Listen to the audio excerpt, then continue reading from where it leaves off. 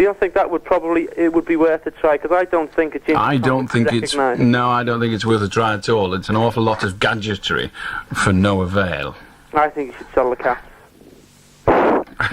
If someone would buy them, then perhaps it'd be a good idea, but after all I've said about them on here, I don't think anybody would. Anyway, Barry, it was a nice try. Or even eat them for breakfast. Certainly not. I don't eat breakfast. Ta-ra! Bye-bye. How do, Susan? Hello? Hello. I'm ringing up because my cat waits for its mum coming home in the morning and it says Mama at 2:30 in the morning. Why does it say it at 2:30? Can your cat tell the time? No, it's roughly about 2:30. Oh, roughly about half. It waits for hours coming home, you see, and then when it hears front door shut, it starts shouting Mama. Why does its mum come home at 2:30? What's she been doing? She works for you. Oh, I see. Oh, I see.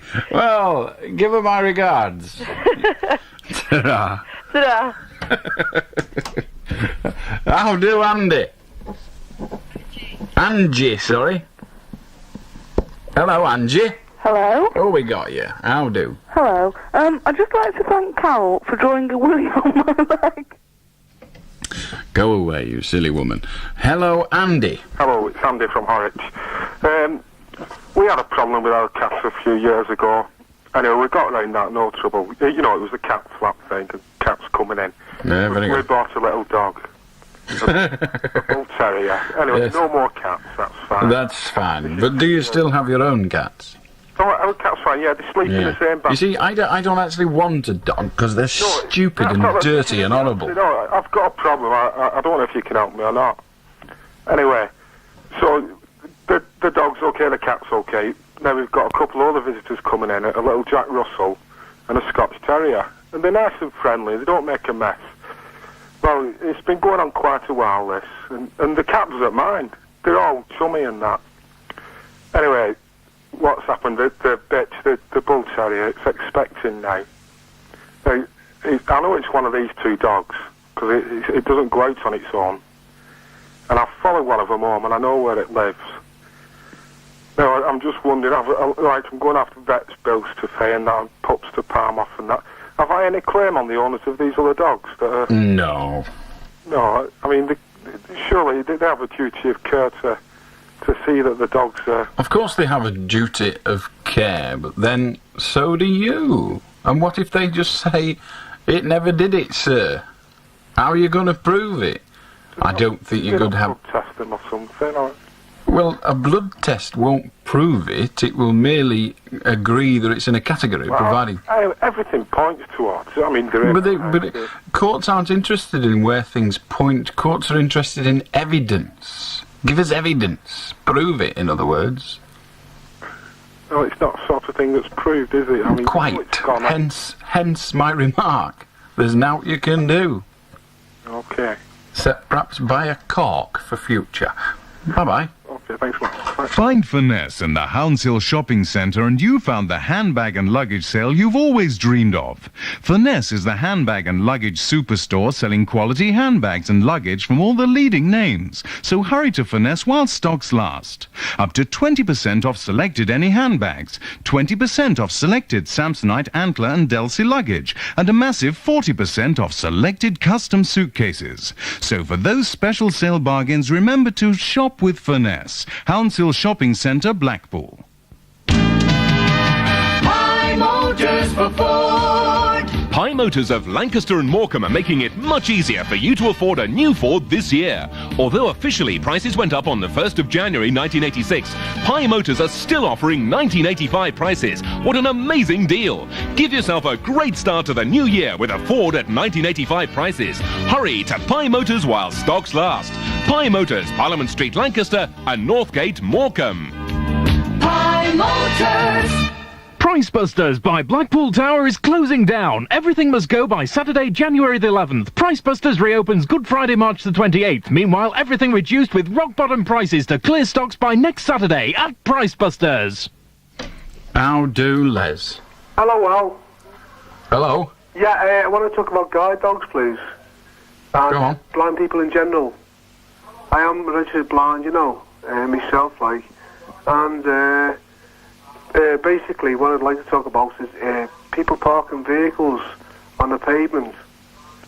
You know, and it's... Constant problem. It certainly is, actually, you know, because, I mean, the dog, if you've got a guide dog, which I have myself, which is a German Shepherd, and when a dog comes to a vehicle on the pavement, the dog's got to go to the curb, stop at the curb, and then it sits down.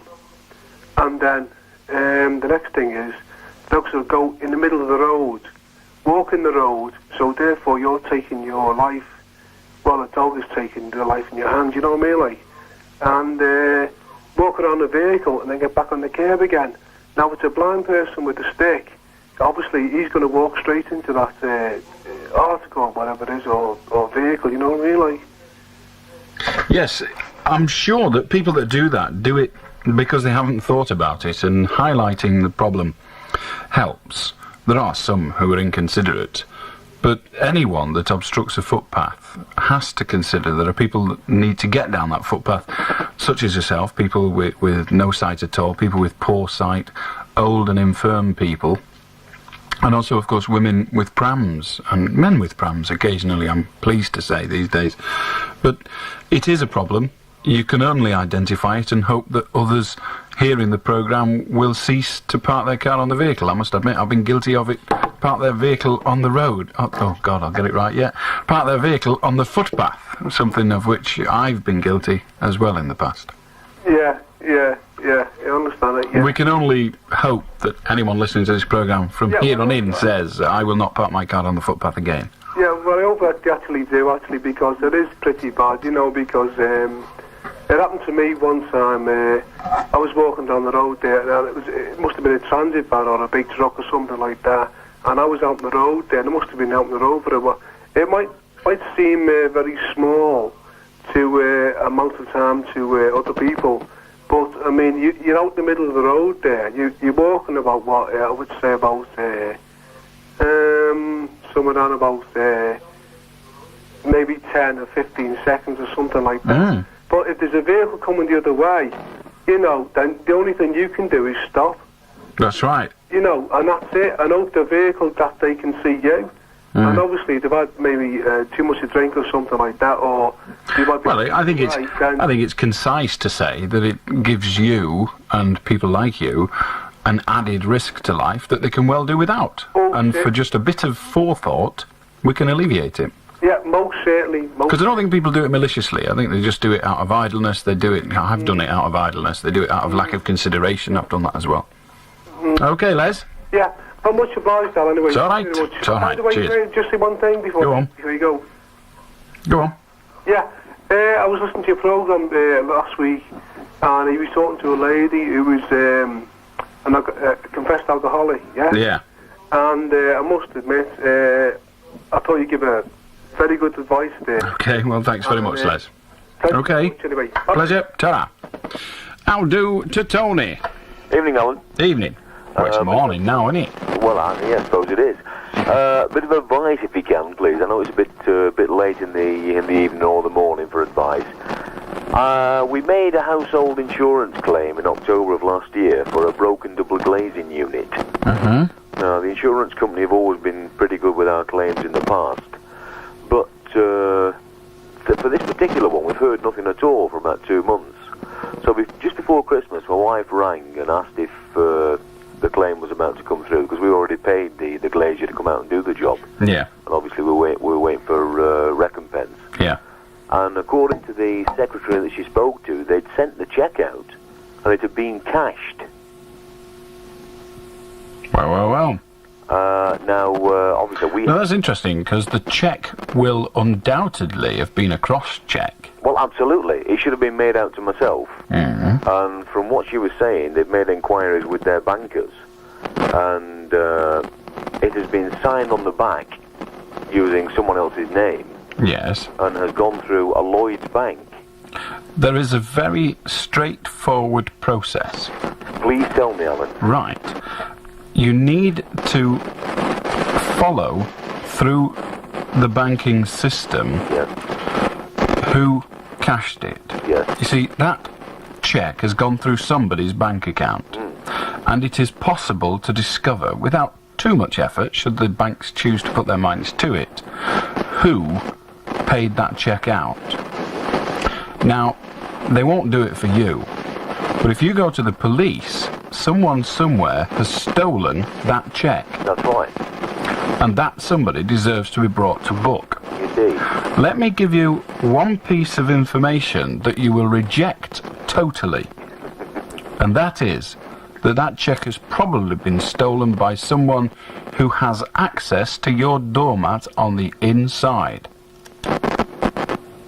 All right? Well, as you say, I've got to reject that totally. Fine. Now you've rejected that, go ahead, report it to the police, tell them all that you've told me. They will investigate it, hopefully. They will accuse you of fiddling it. They will accuse your wife, if you have a wife, of fiddling it, your children of stealing it, and all that. But eventually, they have it. It is possible for them to discover who cashed that cheque. Well, what sort of recourse do I have against the insurance company at the moment, Alan? Against the insurance company, it's a little difficult in that they have paid out. Now, you're saying you've never received it. Absolutely. What we have to discuss is whether they have taken reasonable steps to see that you paid it, that they paid it to you. Yes. You would argue that they obviously didn't, otherwise you'd have it. They would argue that they can't do any more, in reason, than send out a cross cheque made payable to you. Yes. Now, I spoke to my bankers today. Yes. And they say that the bank I mentioned previously, which maybe I shouldn't have done. It doesn't matter, because it's not an allegation against the bank. It's right. It's an allegation against the person that took the cheque. Maybe they've been a little bit naughty in the fact that this particular person, whoever it was, gone in there with a £5 note and opened a new account. Placed this cheque into the account, waited 3 days for the clearance, and they made a cheque out for, in actual fact, it was 120, say £125, cashed it and cleared off.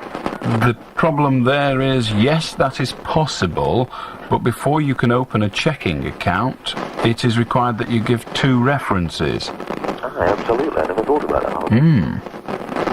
You see, these little things that get in the way when you're doing your business, you go out and I'll rephrase that, when you go out and you want to open a bank account, and you've had a bank account for 30 years and you just want to change bank, and the guy says we need a reference, and you think, oh, come on, don't be a pain, you know, what are you doing to me? I've had a bank account, what do I want a reference for? I've been living in the same house, and you go through all that. Yeah. The purpose of it is to avoid what you've just outlined.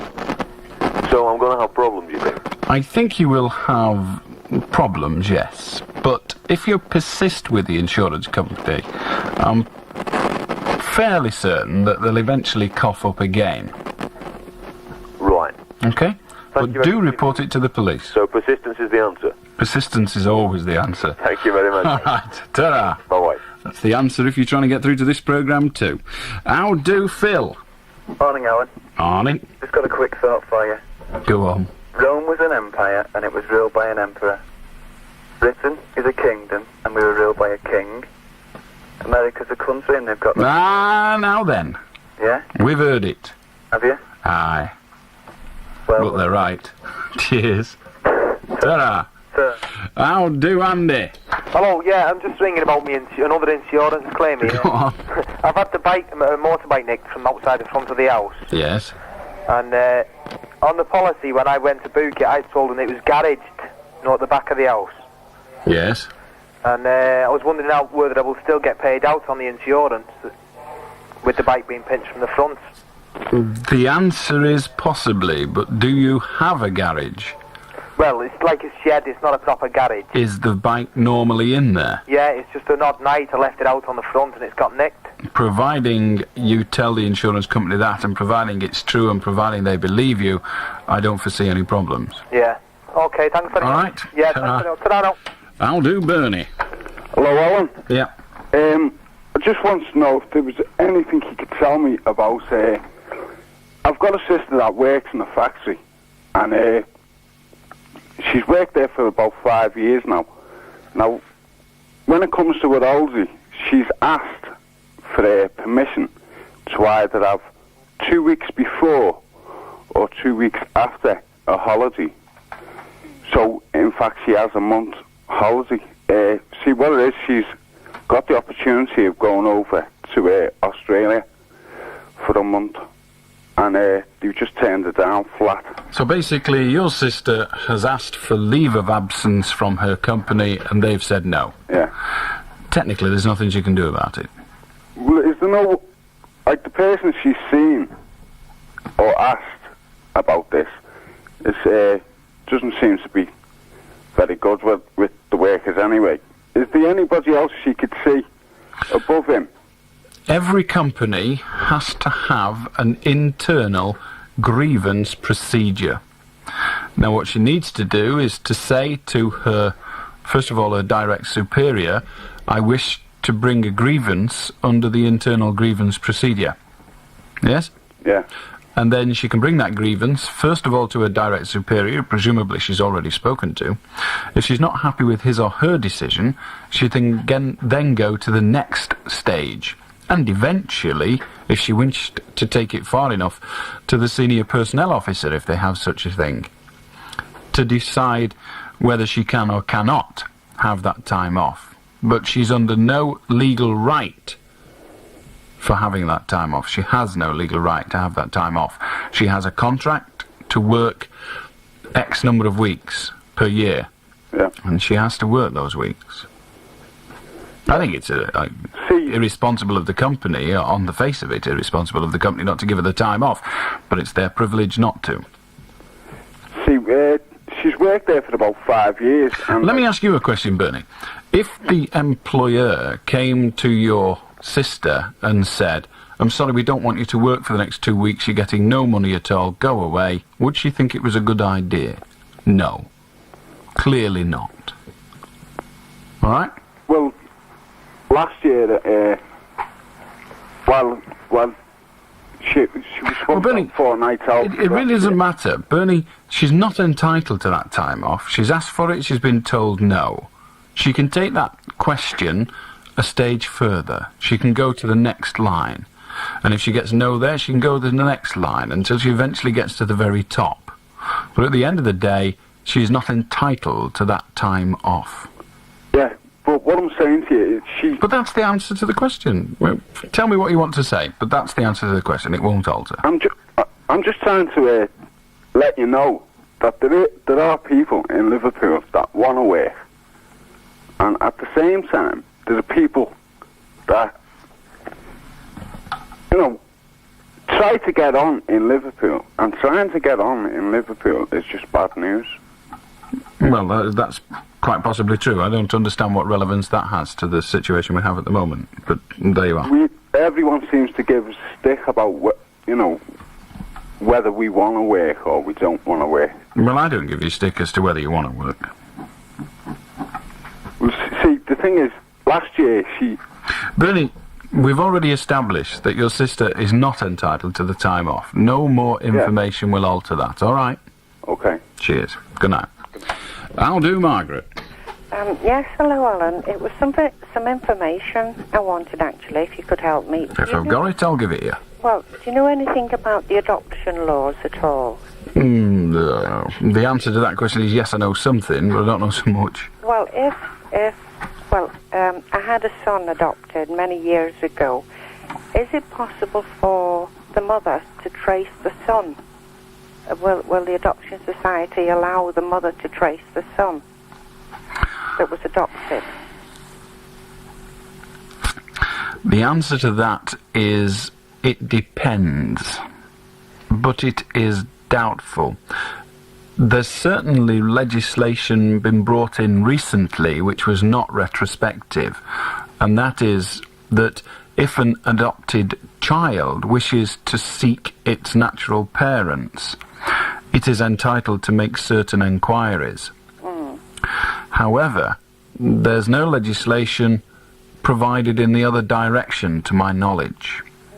But the person who did the adoption will not have the difficulties that an adopted child has, and that is that the person who, the natural parent, as it were, will know, more than likely, where the adoption took place, will know when the adoption took place, and therefore can go to that specific place and ask very specific questions. However, it is likely that the holders of that information would not be prepared to pass it on? You must have a reason for asking this question, Margaret. Well, yes. You don't have to tell it me if you don't want. Well, it's 35 years ago now, and in those days, you know, it was difficult, not like today, to keep a child. Yeah. And there was no two ways about it. He had to be adopted. Well, I never married, but I have an illness now that is not very good, and well, you can understand it's one of those things that I'd like to do. Mm-hmm. And I wondered if, with these circumstances, would they help me at all, or whether it is taboo that they won't give information. Allow me to suggest to you for a second that you put yourself in the position of the Adoption Society. Because it was 35 years ago, they have no way of knowing whether the child was told by his adoptive parents I've thought about that he was adopted. And it could cause astronomical problems for that child, who is now some 40-odd years of age, to suddenly discover that he is adopted when he's got children of his own. He's got a wife, presumably. He's got a job. He's got all those things. It may well cause him considerable pain. It might not. I have thought about that. Indeed. If, say, for instance, I am on my own, yes, and I own property and what have you. I have no other family whatsoever. Can a will be made if they won't let me, if they won't give me any information? And if the question you're asking, Margaret, is could you leave all your belongings to your adopted son, your son who was adopted, to be more specific, the answer to that is obviously yes, you can. However, the difficulties that would create would be astronomical. Just the same as you were saying. Well, the executor would have to A, try and locate that son, and B, would then presumably have to justify to him, should he be successful in locating him, would have to justify why he's suddenly getting this great wad of money.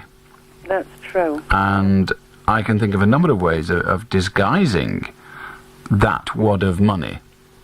But really, for sake of money, you might be causing him hardship. As I was about to say a little earlier, you may well be giving him the joy of his life. He may well have spent the past 30 years looking for you. Yeah. So, might I suggest that you approach the society that handled the adoption at the time? Hopefully it still exists. Yes, it's Church of England. Fine. Well, approach that society and ask them. Because it might just be that he approached them last week with exactly the same thing in mind, or last year, or 10 years ago. It's more than likely not so, but for the sake of a letter or a phone call or a visit, would be a shame, wouldn't it? It would. Now, please don't think they're going to put you in touch and welcome your inquiry. They're not. No. But if, by chance or by coincidence, your son has been looking for you, they will know about it. And if they know about it, then they may be prepared to put you in touch with each other. But their first consideration, Margaret, has to be the boy. The man now. Well, yes, he is now. That's the first consideration. They don't even acknowledge that you have needs. They're not interested. The needs, quite rightly, are that of the adopted child. Yeah.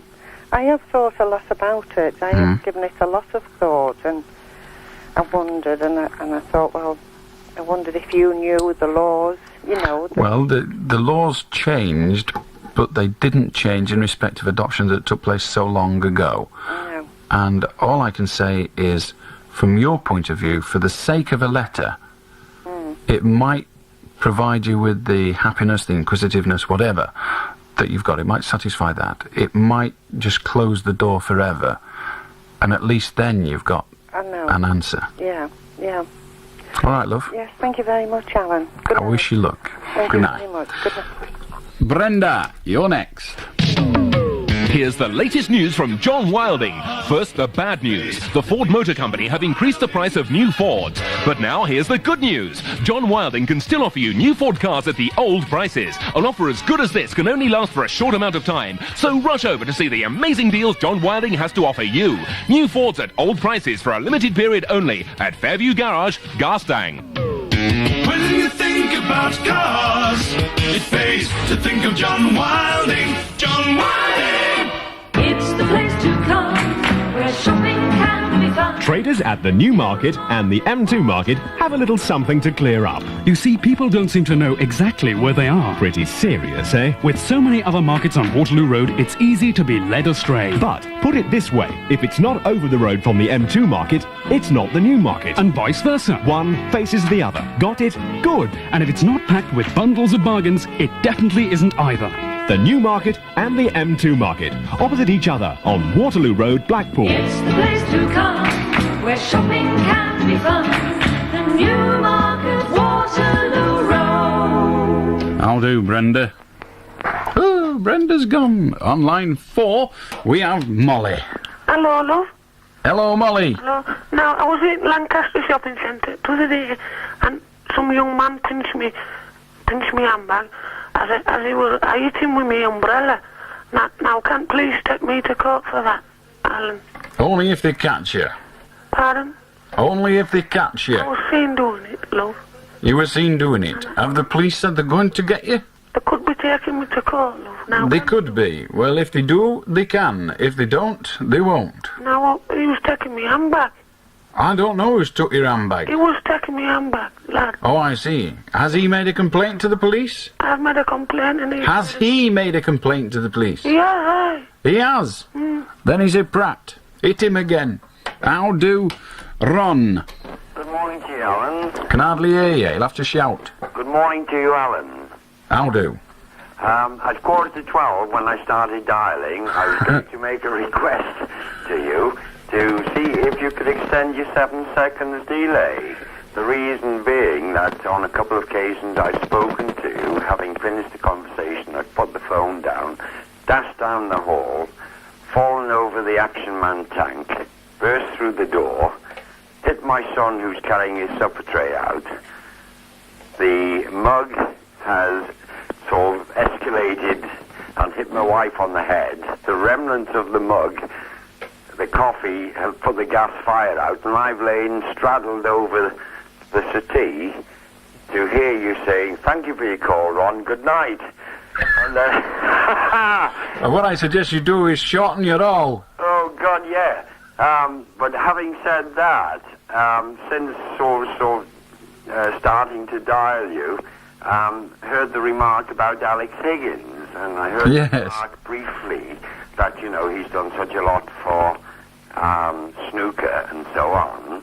Well, he's done a lot in terms of making it more popular. Yeah, but to come on and sort of tell blatant lies to about 20 million people about a horse kicking him. My son, who is 13-year-old, said if a horse kicked him, he'd either have broken his jaw, cheek and skull, and not just blacked his eye. It must have been a Bambi that hit him.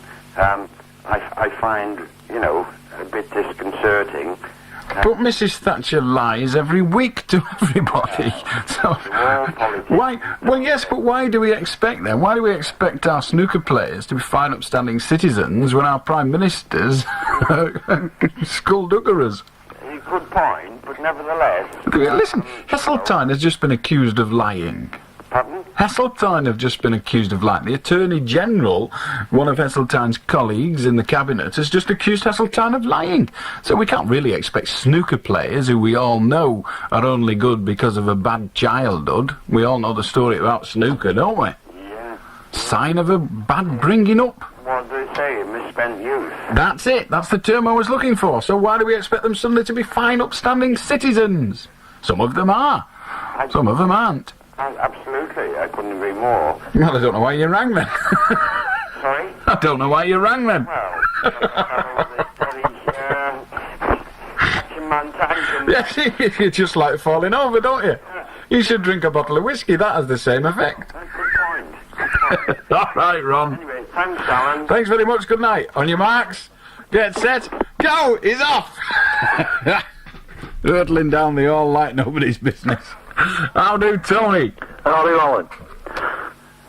I'd just like to, wanted to ring you about, I think, that sport and politics has now got to a stage where they should be completely disassociated.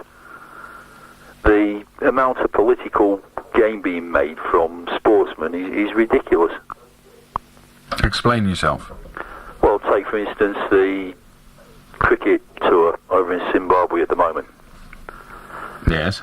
Well, it's not in Zimbabwe as it happens, but go on. Well, they are going to Zimbabwe next, aren't they? Well, they should have been.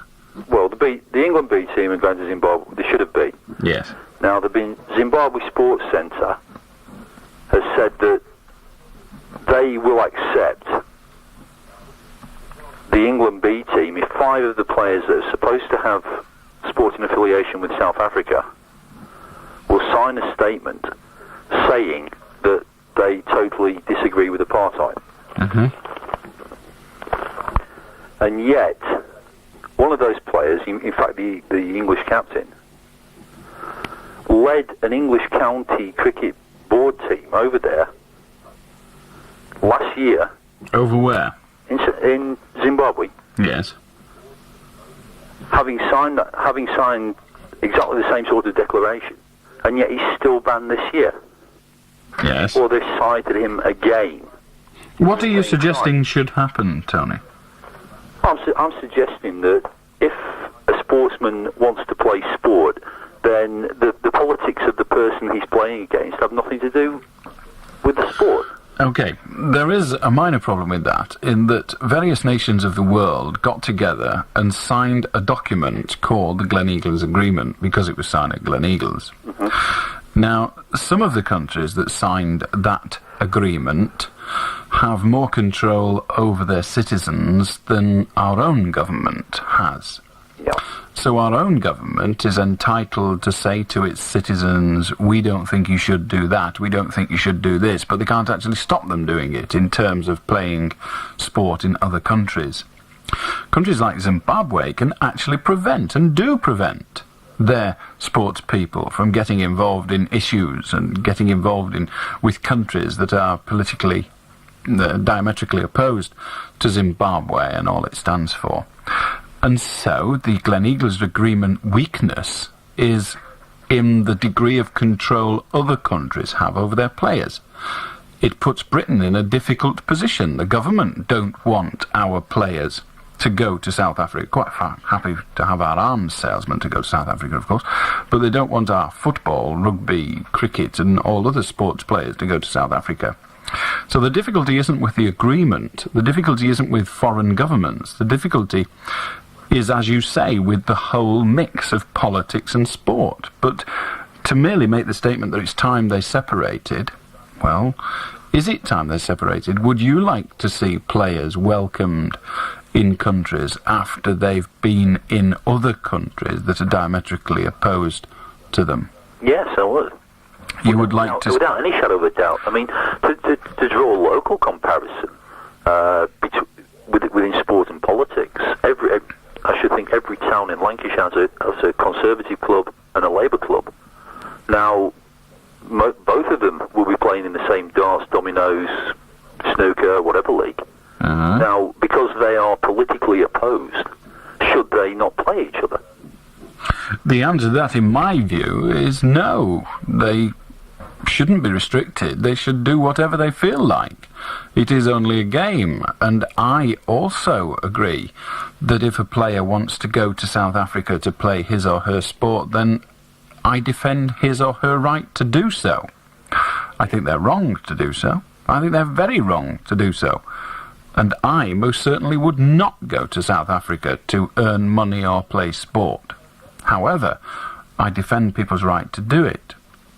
But we haven't the right to impose our legal system and our governmental system on other countries. So surely you that defends the freedom of a sportsman to choose who he plays his games against must also defend the freedom of a sovereign country to deal with its internal politics however it wishes. No, well, I beg to differ with you there, because I would... Well, that's strange, isn't it? The right of the individual to determine his own politics as opposed to that of the state. So you think... that of the individual. But there are certain things that you are not allowed to do as an individual against this state. There are certain parts of the Yorkshire Dales that you can't walk on. There are certain parts of the Brecon Beacons that you can't walk on. What right has anybody got, any government got, to stop you wandering about on public property? They've every right. Every right. No. I still maintain that... Tony, you're not a free person. You are not a free person. Don't let anyone try and kid you that you are. You are bound by rules and regulations. Now, those rules and regulations are so instilled in your culture that you believe them to be right and therefore believe them to be non-restrictive. But the same applies in other countries. It's just that the rules are different. So, in having taken that one step further, do you not think that a country such as, well, that has got nothing to do with us in actual fact, Zimbabwe, who we are merely competing against, has the right to turn round and tell us who we can allow to play?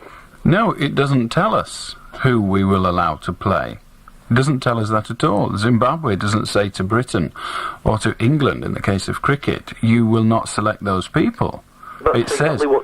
No, it's not what they're saying. No, it isn't. No, put a proviso with it. No, there's no proviso. Tony, what they've said is those people will not play in our country, representing your country. Unless they sign a document. But please accept the difference between the two statements. They've not refused Britain or attempted to influence Britain's right to choose. They've merely said they will not play in our country. And they've got the right to do that. It is their country. Our government continually refuses access to individuals of foreign nationality to come into our country. Now, okay, very rarely for sport, but it refuses... Well, whatever for sport. It refuses individuals access for reasons of its own political belief. Now, Zimbabwe and Pakistan at this moment are refusing individuals access for their own political beliefs. That is the same thing. Now, you're saying that sport should be above politics. Yeah, definitely. I'm sorry. Now that politics has started to fund, by that I mean government, started to fund sport to the great extent that it does, particularly in other countries rather than ours, we have to expect governments to want some kickback for that. I can't totally agree with you there. Fine, you don't have to. I wish I could say to you, you're right and I'm wrong and it'll all change tomorrow. But I can't. I can only say, you're right, sport and politics should not mix. But it won't change tomorrow, next year, the year after. It will only get worse. Yeah, unfortunately. All right, Tony. Okay. Cheers, mate. Ta-da! Now that you've spent pounds on everyone else, why not treat yourself to a new TV, hi-fi or video from Goodrights at Preston and Southport? We've been saving our best offers of the season for our unrepeatable sale, starting December the 27th for a limited period only. So whether it's good sounds you're after or a microwave, it must be Goodrights for a good deal at the right price. 1 Friargate, Preston and Lord Street close to Debenhams, Southport. Motors for Ford. Pye Motors of Lancaster and Morecambe are making it much easier for you to afford a new Ford this year. Although officially prices went up on the 1st of January 1986, Pye Motors are still offering 1985 prices. What an amazing deal! Give yourself a great start to the new year with a Ford at 1985 prices. Hurry to Pye Motors while stocks last. Pye Motors, Parliament Street, Lancaster and Northgate, Morecambe. Pye Motors. It's the place to come where shopping can be fun. Traders at the New Market and the M2 Market have a little something to clear up. You see, people don't seem to know exactly where they are. Pretty serious, eh? With so many other markets on Waterloo Road, it's easy to be led astray. But put it this way, if it's not over the road from the M2 Market, it's not the New Market. And vice versa. One faces the other. Got it? Good. And if it's not packed with bundles of bargains, it definitely isn't either. The New Market and the M2 Market, opposite each other on Waterloo Road, Blackpool. It's the place to come where shopping can be fun. The New Market, Waterloo Road. I was close. I'll do, Pete. Oh, Alan. Yeah, Right. about the cat flap job. Good, you'll have to be dead quick. Right. Well, what you do, you get a reel-to-reel tape recorder, fill it full of Des O'Connor songs, right? Put 2 pieces of cotton wool in your cat's ear, plug it in before you go out, throw your cat out. When you come back next morning, it's only your pussycat there. Ah, yes. This is possibly the solution. Possibly. It does mean, of course, that Des O'Connor sounds will be permeating around the house, and I also would have to wear cotton wool in me lugs. I'll be only turned up so the cat can hear it, because they've got that sort of hearing, haven't they? Yes, but unfortunately, Des O'Connor hasn't got that sort of voice. Right, you can always put blank tapes of Des O'Connor on. Des O'Connor tapes are virtually blank. All right, Pete, thank you. Ta-ra. I'll do Janet. Hello, I'd like to offer my simple solution to the cat flap problem. Good grief, go on then. It's put mirrors on it. Mirrors? Mirrors, yeah. See, I've got a cat flap and I have trouble with the Tom next door, and my husband suggested putting mirrors on it because every time my cat looks in the mirror, his hackles go up and he spits it himself. So we decided to put mirrors on the cat flap, and now only our cat comes in because he's got used to it now. Because we've got him inside as well. Yeah, I see. Yes. Well, I must give this a try. It's done the trick for you, has it? You've got a particularly ugly cat, obviously. No, he's beautiful. Your cat doesn't think so. But it's very simple, because if you ever look at a cat, because they think it's an enemy. They think it's moving as well. The trouble with this big Tom is when it sees other cats, it goes running towards them with gusto. Yeah.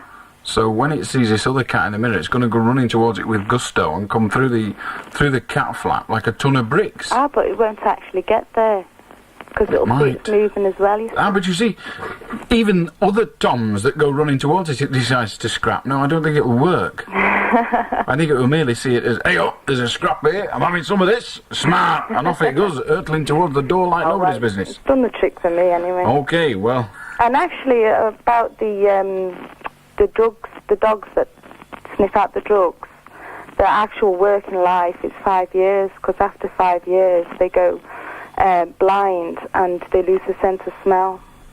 My word, I didn't know they went blind. I knew their sense of smell deteriorated. Yeah. I'd never heard of them going blind. I found that out on Chips. I was watching... On Chips? Yeah, with the kids. And whatever is Chips?